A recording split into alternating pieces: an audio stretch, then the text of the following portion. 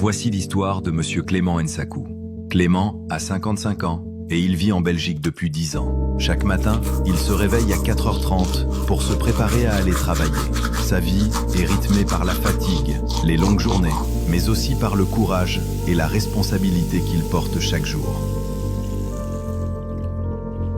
Dans le froid de l'hiver, Clément quitte son appartement. L'air est glacial, le silence est lourd.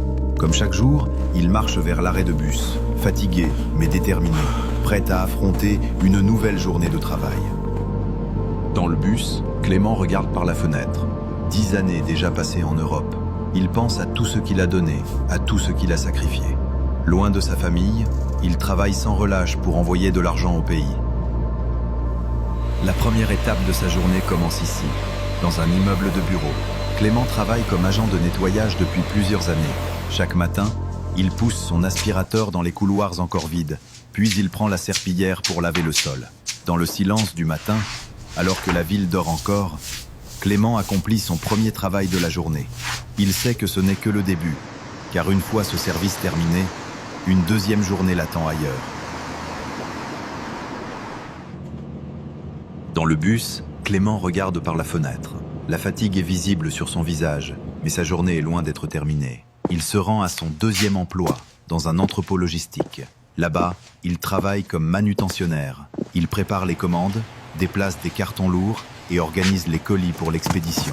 Les heures passent lentement. Clément sait que ce travail est épuisant, mais il n'a pas le choix. Avec les demandes constantes de sa famille restée en Afrique, il doit continuer à avancer.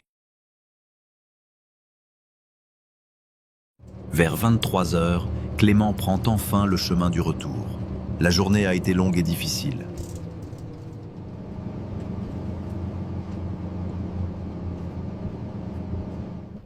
Lorsqu'il arrive chez lui, il est épuisé. À 23h30, il se couche, écrasé par la fatigue d'un autre jour de travail sans répit. Le lendemain, à Kinshasa, la plus jeune sœur de Clément compose son numéro. Elle l'appelle pour lui demander encore une fois de l'argent. Pour elle et pour la famille restée au pays, Clément est celui qui vit en Europe, celui qui peut toujours envoyer quelque chose. Grand frère, nous avons besoin d'argent pour la provision. Je n'ai pas beaucoup d'argent. Je peux seulement vous envoyer 100 €. Tu vis en Europe, en Belgique, et tu veux nous dire que tu n'as pas d'argent. C'est bizarre. D'ailleurs, je vous ai déjà envoyé de l'argent la semaine dernière. Je travaille très dur pour cet argent. Chez Western Union, Clément remplit les formulaires. Une partie de son salaire disparaît, encore une fois, envoyé à sa famille restée en Afrique. Voici la cité où vit Clément. Derrière ses façades grises, la fatigue du quotidien s'accumule. Et sur sa table de cuisine, les factures s'accumulent. Ces factures.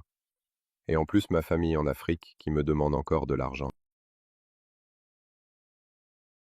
Et depuis des semaines, je ne me sens pas bien.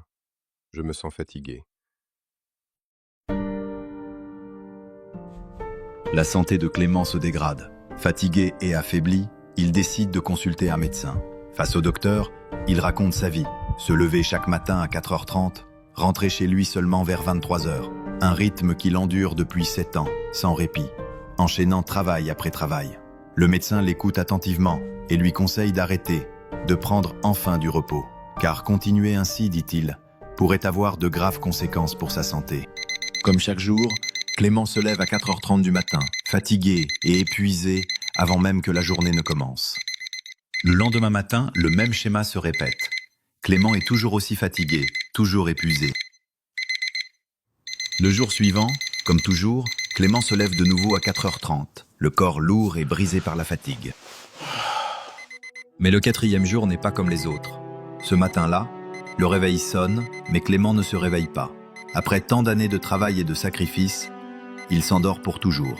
Ce jour-là, son corps trouve enfin le repos qu'il n'a jamais connu de son vivant. Plus tard, son corps a été trouvé. Dans la rue, les voisins sont sous le choc. L'homme discret qu'il voyait partir chaque matin n'est plus. Derrière chaque envoi d'argent, il y a des sacrifices invisibles. Travailler sans repos, porter seul le poids d'une famille, peut briser même les plus forts. La dignité et la vie d'un homme valent plus que l'argent qu'il envoie. N'oubliez pas d'aimer, de commenter, de partager et de vous abonner.